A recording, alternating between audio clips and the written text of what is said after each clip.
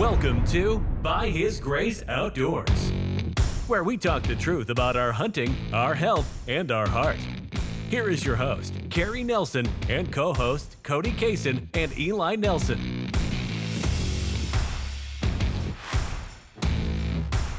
Well, I'd like to welcome you to the By His Grace Outdoor podcast.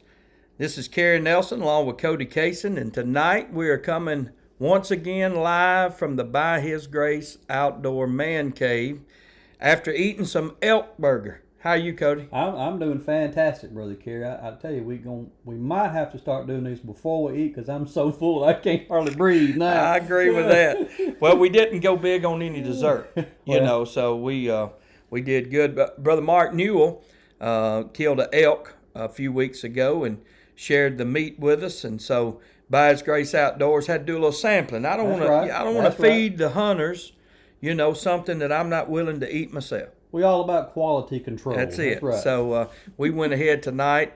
I was actually in Tennessee during the time that men of our church, we had several men in our church that came over and put the meat up. And so I was in Tennessee on a pastor's hunt, a pheasant hunt. So they actually fixed some while they were putting meat up. So they'd already been telling me how good it was. So I knew this week if I got opportunity. So I waited till you could come. Oh, yeah. Well, that elk is fine. I've had it a few times, and it has been great every time. And it was no less desirable tonight. It was absolutely delicious. Yes, it was. Little smash burger with mushrooms. Oh, yeah. Smash burger with mushrooms and cheese. And then we had some stir-fried sweet potatoes and onions. That's right. And coconut oil. Can't never go wrong with that. Never can go wrong. So, but yeah, this is an interesting time of the year because we're walking outside and it feels like hunting season. Finally, the mornings are cool. It does get a little warm in Mississippi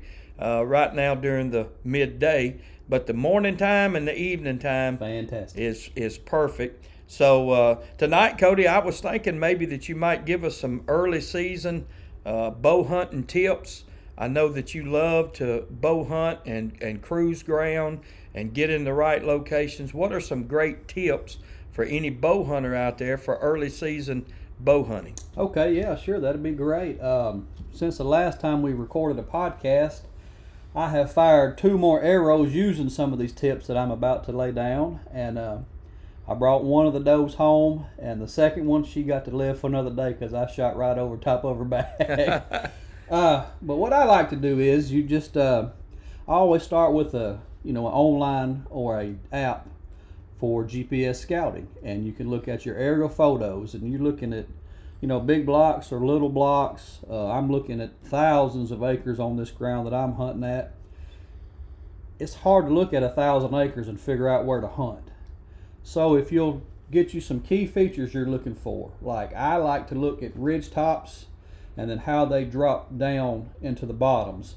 I personally like to find a ridge that is running north and south. I like, if possible, for the higher end of my ridge to be on the north and let that ridge run down to the south. If you can overlay that on a GPS app like Onyx, Spartan Forge, Base Map, whatever you've got, and you can find these ridges. So like I said, we're talking about a north to south ridge in this specific scenario. You might find 10 of those in the area you want to hunt. Well, how do I pick the one I want to hunt? If you can just work those down, just look at your pictures. The deer want to be where they feel the most secure. They want to be in areas that are hard to get. So if you've got 10 ridges, but one of them is extremely steep versus the other 9, I'm going to that steep one. Because them deer, they want to be where we're not wanting to be. And most times, especially on public land, you're not going to find as much pressure in the harder to get to areas. Now, sometimes you can kill them by the road. I know that we've always got that one person. That's never been me. I got to go find them. So we'll take that north, that north ridge that starts high in the north, works down south. The deer will love early season. They want to stay cool. So most of the time we've got, a north wind.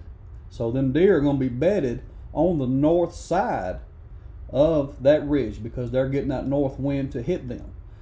But in the evenings, they're going to drop down and they're going to get into where that wind has been pushing through It's just going like a big funnel, and it's going to take all that scent that's been pushing through. It's going to drop down low as the scent falls, and when he comes out of his bed and works down that ridge, he's smelling everything. He ain't got to go all over these places. He said, okay, this spot was easy. This spot was full of hunters. I'm going to work my way down right here. So once you found that ridge you like, you still got to figure out the pinpoint. How do you do that? That takes a little bit of boots on the ground type scouting. If you can get there ahead of time and look for a few specific things that might push the deer to a certain area. The spot where I killed doe number 2 this year, just like we're talking about, I found a north to south ridge. On the west side of that north to south ridge was some really, really nasty beetle kill where a tornado had come through, just knocked down trees. It was just thick and crazy. A lot of briars, just big thickets, and deer love that, but deer also love an edge. So I set up right on the edge of that north to south facing slope on that west side in a spot I've never been to, but just that one time to scout. Had 6 deers, 1 small buck come out. I couldn't get on the buck. He was moving a little bit too quick. I grunted at one of the does, 22 yards, and I made a good shot, and brought her home. Right. And so that was the deer number 1. Talking about a north to south facing ridge, and that's one thing that I do a lot. I try to pick out those key features. Doe number 2 that I missed is probably my personal favorite way to do it, is to find big, hot dropping, either a red oak or a white oak this time of year. Once again, the woods probably have hundreds, if not thousands of them. So how do you pick one specific tree? Sure. To hunt? When you're talking about a bow, you're talking about I try to stay within 40 yards if I can. Shooting, I want to be about 40 yards. How do you pick one tree when you got so many? Well, you might have 10 big red oaks, but only 2 of them will be dropping acres that are desirable to the deer. You'll walk under these trees and you'll see it looks like somebody's run a tiller under one specific tree. Well, why that one tree? Well, it could be the closest to the cover. It could be that it's getting more sunlight.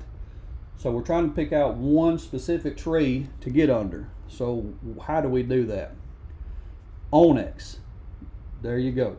It's got a feature on it that's got conifers and deciduous trees. You can turn that feature on and it'll show you where your oaks are at on the map.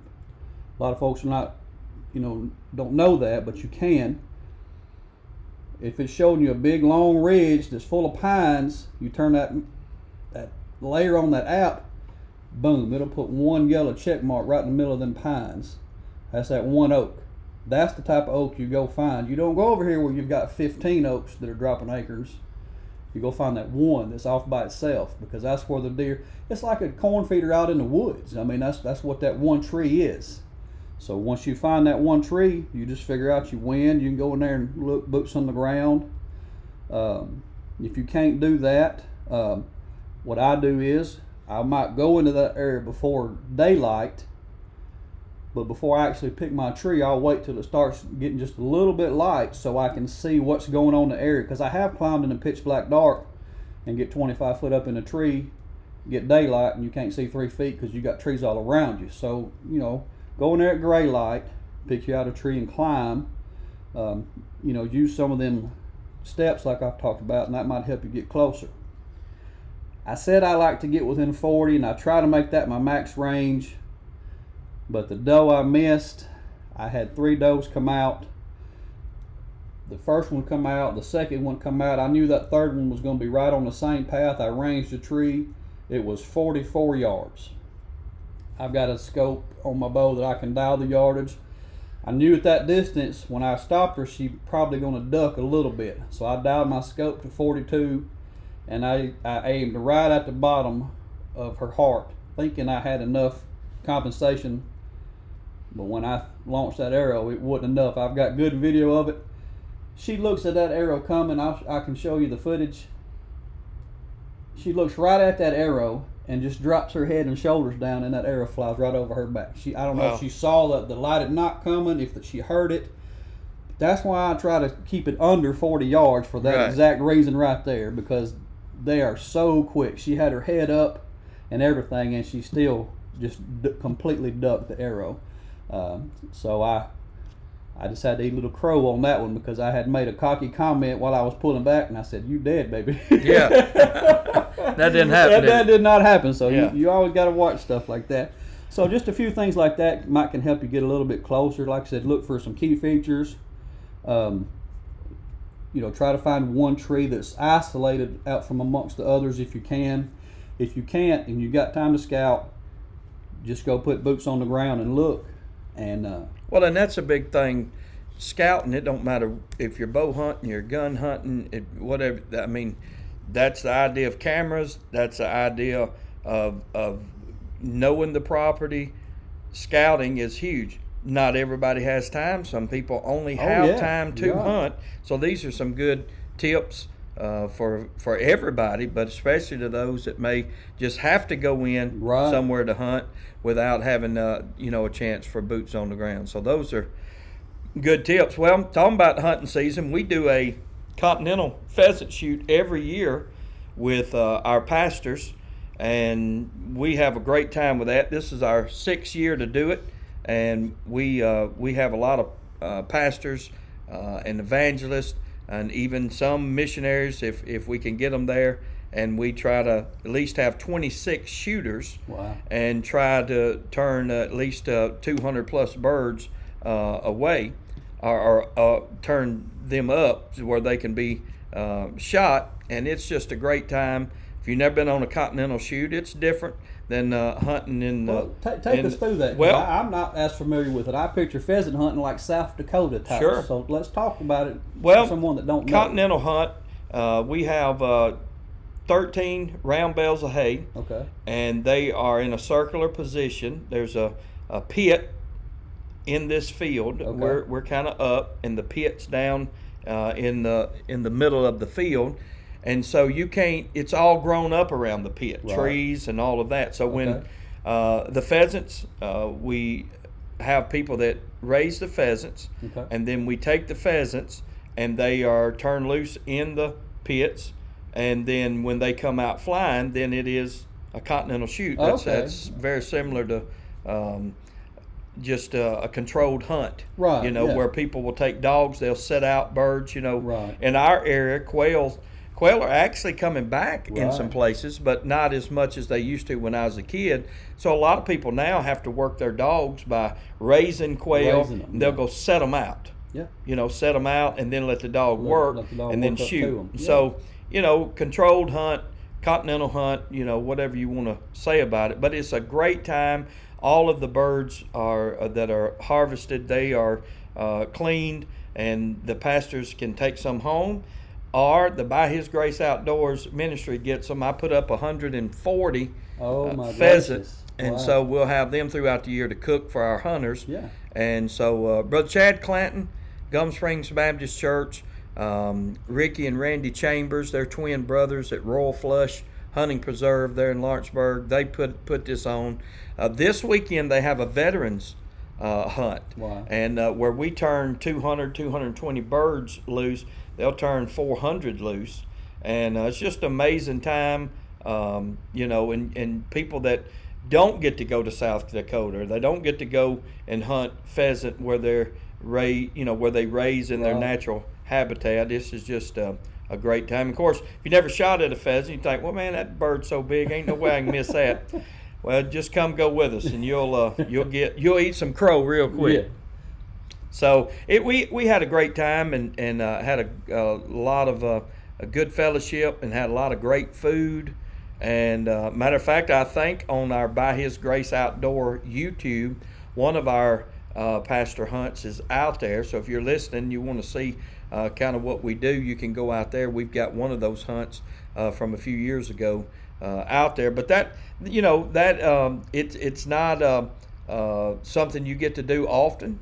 And for some people, it's a once-in-a-lifetime thing. Real unique. But I would say to anybody listening, it's a pastor. We do it in October because it's Pastor Appreciation Month. Right. And so if there's a church member listening and you'd like to surprise your pastor with a great gift, get up with me and let me know, because if we've got some slots to fill, we'd be glad to incorporate your pastor, and so that'd be something that he would enjoy. And like I said, very few, I talk to people all the time. Very few people have ever shot pheasant, right? And so it gives you an opportunity, to do that. So, but yeah, hunting season's upon us. It's getting cool, and so I know you've enjoyed being out there, and it's fixing. We're just around the corner from opening day of youth season, oh, yeah. And they'll get 2 weeks, and then we'll have opening day gun season for everybody. Late November, and then it'll be on for about 2.5 months around here. It will. Well, we talk about hunting and on our podcast, but we also talk about health. And I want to bring up something about our health tonight. And one thing about our health is, it's amazing. And when I bring stuff up, I ask everybody to always go look it up, study it. That's what we've done. And we've asked the hard questions to people that in the know. But one thing about men, I'll just talk about men. I'm 54, and so I know I'm getting older.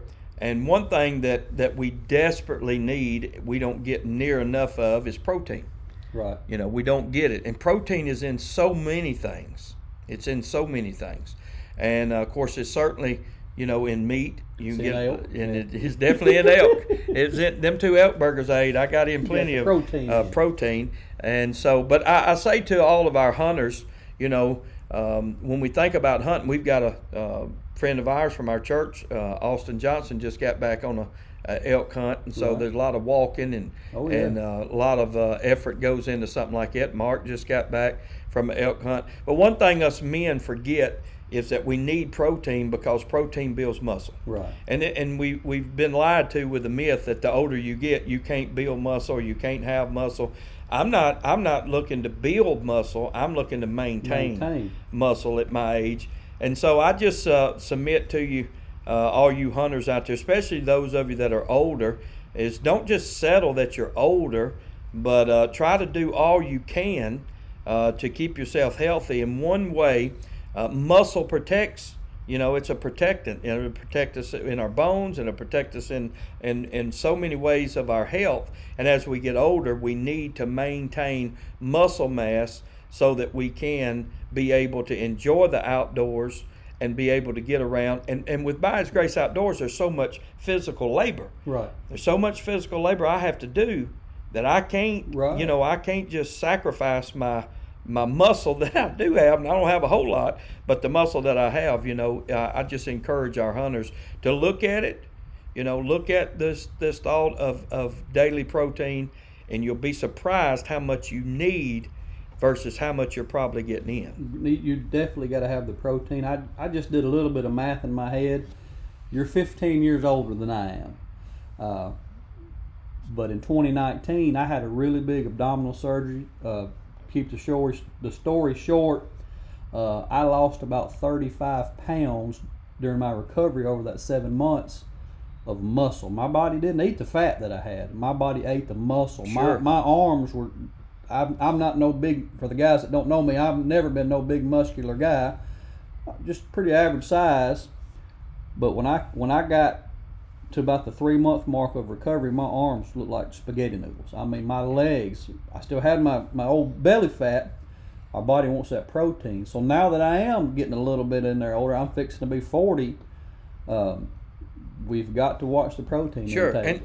And there are some, it's hard sometimes. Right, I'm not going to lie to you. It's hard sometimes to get all that's required, but it's easier than you think to get very close to your numbers every day because of certain things. And it's just a few changing of habits, and you can get the protein and get good protein, get good. It's all we hear all the time, you need the right protein and you need the good fats. Right. And so a lot of times those can go hand in hand. Oh, yeah. So, but anyway, on the health tonight, just check your protein level. Check and see if you are getting the protein in.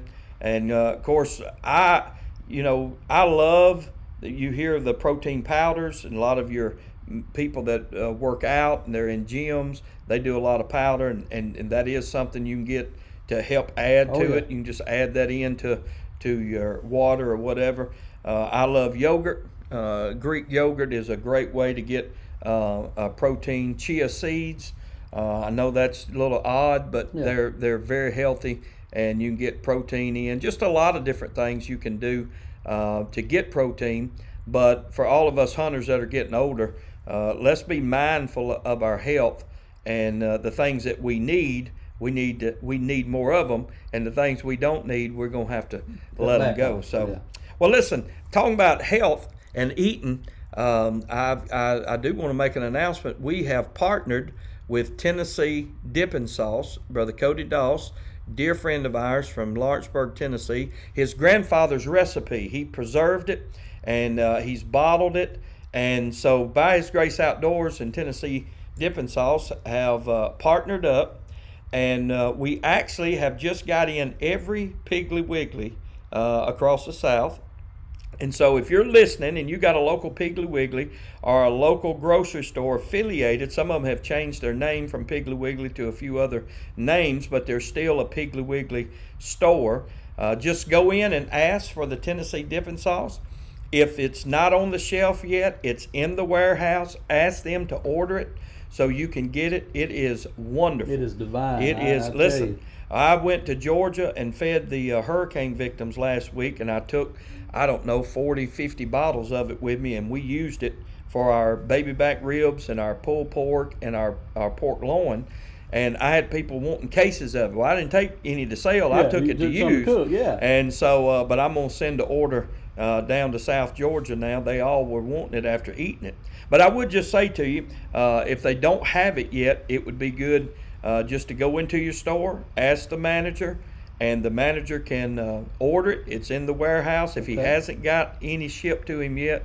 So just want to announce that. But Tennessee Dipping Sauce is a sponsor of By His Grace Outdoors, and we appreciate Cody Doss and all of those that make that possible. Well, it is absolutely delicious. I have a 9-year-old son who's one of the pickiest eaters that you will come across.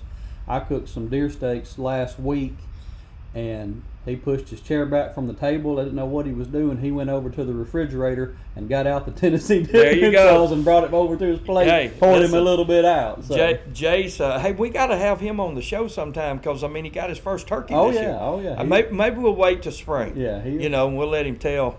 I asked him if he'd talk, and he said maybe. Maybe. Well, if he'll just introduce himself, then we can tell the story. That's right. And every now and then, I guess we can say he's nodding yes, that we're right. Well, it's a story to be told. Oh, it's it is, man. So. Hey, shout out to Trey Gullick for my favorite person in the world. Your favorite person. He opened up his property, and so anyway. But that is our hunting and our health, and I want to end tonight with our heart.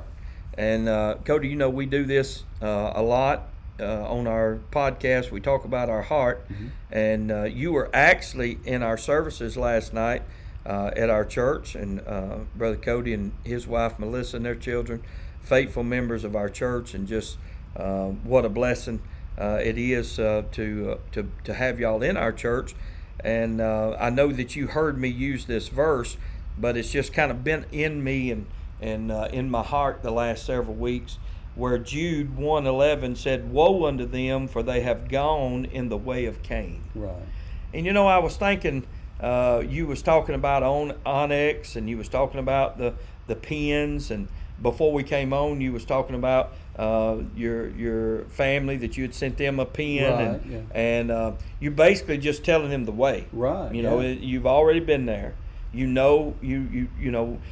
I get this all the time in the ministry. Send me a drop pin. Yeah. Either they're asking me to send a drop pin to where I'm preaching or where I'm at, or vice versa. I'm trying to get somewhere, and send me a drop pin. They've already been, yeah. And they've already been. Well, we're fixing to go feed the hurricane victims in North Carolina, and so we're going. There's 3 major routes that you could go. You can go up around Huntsville. You can go straight through Atlanta and go basically in a central route, or you can drop down and go through South Carolina and come back up and around. And so, I was looking at it, and it really wasn't 5 minutes difference any way that we would go. Right. And so then I got a call, got a text. Let me take that back. I got a text from a pastor friend of mine, Brother Dana Williams, who's pastored in that area. His wife, Ms. Esther, is from that area, and they've already made that route up there to take supplies and visit with family. And he said, Brother Kerry, here is the way that you need to go. Right. Okay? It's going to be RV and then 4 trucks and trailers. Okay? And so he said, here's the route that you need to go. Trust me, I've already done it. Right. And you need to go this direction. And I was just thinking about what Jude said, the way of Cain. And of course, we know Cain and Abel were brothers. Oh, yeah. And Abel brought a blood sacrifice, and Cain brought the fruit of the ground. And the problem with what Cain did was it just wasn't God's way. Right. And when you think of the fruit of the ground, Cain didn't make it grow. I mean, God, we all know with food plots, if we don't get the right weather, they're not growing. Not coming, you can bust the ground, you can plant the seed, but it's God that gives the increase. Right. And so what Cain brought was, listen, you start bringing vegetables and you start bringing fruit of the ground and you start bringing, nothing wrong. Just as there was nothing wrong with the fruit in the garden that they couldn't eat, it was just that God said don't eat it. Not his way. So it's not his way. Right. And so Abel brought the blood sacrifice because that was God's way. Right. And Cain didn't. And I thought in our day and time while we're hunting, I know I've done it many times. I have went the wrong way. I have went the wrong way. And it always brings up to me, back when I was a teenager, I was a junior in high school, and I had went hunting and down in Calhoun County back in the 80s. This would have been about 86, 87. They run dogs. Right. Nobody still hunted down there. They just run dogs. And so they dropped a pack of dogs, and I got in following the dogs up through the thicket, and they jumped. And it wasn't really a hot race. They jump and then lose it and jump and then lose it. And I just kept going that direction. And I got out there and it dawned on me I didn't know where I was. Oh, no. I had no clue where I was. And when I passed the same tree the third time, and this is a tree, I don't know, it sounds funny, but it happened. I sat down by it. Yeah. And I thought, this isn't good. Bad. Yeah. And it was almost dark. We turned loose at lunch. Yeah. And it was almost dark, and I was just sitting there. I mean, this was back, we didn't have no cell phones back in the late 80s. And I heard a 4-wheel drive truck coming, pipes and just creeping through there. And so I basically did what anybody do. I got out in the main area and started waving, and they finally saw me. And it was one of the men, Mr. Jerry Patterson, that was one of the men in the church where my dad pastored, my daddy, and a girl back then that I was dating who was meeting me at my house to go out to eat. And they were all looking for me. Nobody could find me. Found my truck with the door open, but they couldn't find me. And the only reason that I was lost is because I went the wrong way. The wrong way. And, I'd say to all of our listeners, there's only one way.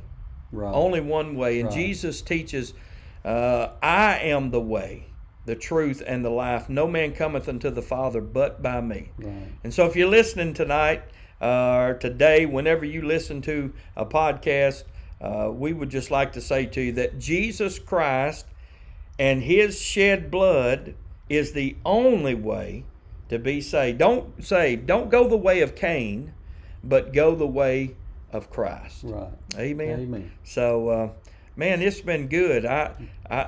Brother Cody brought his family tonight. First time that they've been able to come and eat with us, and man, just got to meet Melissa when she was in high school, or probably even earlier than that. Y'all been high school sweethearts. High school sweethearts. How long y'all been married? We have been married for 14 years. Yep. We have been dating for. I'm gonna get in trouble for not knowing. I'm 39 and we started dating when I was 17. So wow.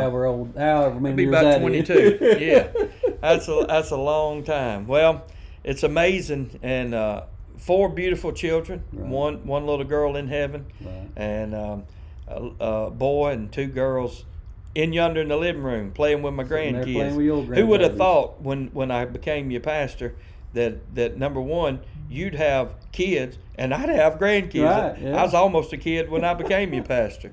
But it's just a joy to do this every week, and I hope you enjoy it. And listen, if you got any suggestions, anything you want to hear us talk about, any hunting tips, anything you want to know, we're going to have guests as the season progresses. We'll have hunters from many states staying here, and so we're going to have them come on with us as they are here and staying and hunting.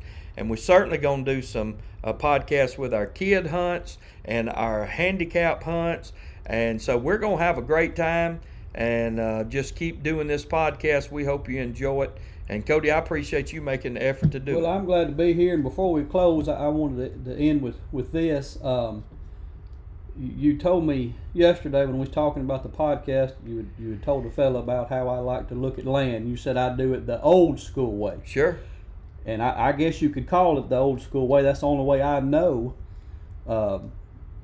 There's a lot of people, not that there's anything wrong whatsoever with shoot houses and corn feeders. If that's how you want to kill them, by all means, I'll help you pour out the corn. I've done it, you know. Yeah. So, but I would like, and God's put this on my heart because it's something that, a lot of people just don't know how to do things the Sure. old school way. So God has put on my heart that if maybe you have a youth or a younger adult that would like to learn the old school way, I would like to partner up with maybe 1 or 2 people on the weekends that have a capability to drive and meet me places, and I'll take you into the honey holes that I have had years of experience with, and I'd like to pass on the knowledge. Right. So get with Brother Kerry or send us a message on Facebook because I'd like to do that. So if anybody would want to tag along, I know Brother Josh Adams said that his boys might be interested in Right. it.